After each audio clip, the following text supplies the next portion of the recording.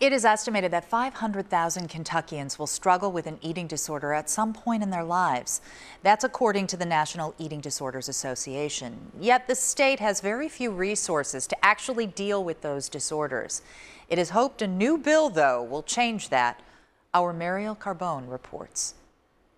It makes you really sad because you can see how they're hurting themselves, but because of the illness, they can't see. A battle of give and take. Every step forward, later pushed back by the eating disorder. All of the things that they had going, and then again, the eating disorder takes those things away. That was life for Melissa Cahill and her daughter. If it were as simple as saying, just eat, that would be great, but it's just not. At 14, her daughter was diagnosed with anorexia. She was hospitalized for, low heart rate, all of the things that go with anorexia. She required several bouts of residential inpatient treatment, but finding treatment in Kentucky was impossible. She had to stay out of state.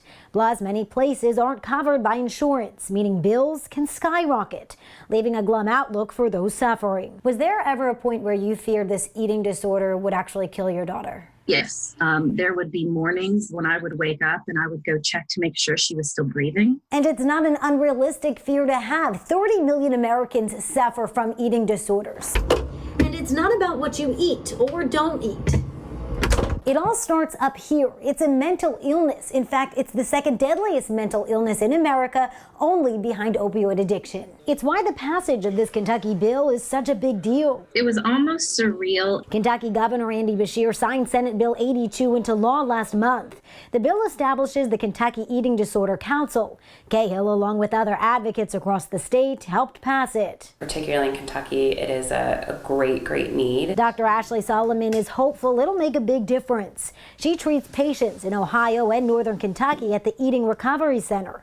She says Kentucky is vastly under-resourced when it comes to eating disorder care. There just simply aren't enough treatment options available. There's really a lack of individual providers that specialize in eating disorder care. The council will help change that by building educational and awareness programs, identifying research programs, improving diagnosis and treatment services, and more. In other states where they have developed an eating disorder council, the councils have been very effective at proposing initiatives, doing research to really understand within that state what's going on and how to meet the needs most effectively. And my ultimate goal would be that there are viable treatment options in Kentucky for people. Cahill says advocates hope to have council members appointed by early summer.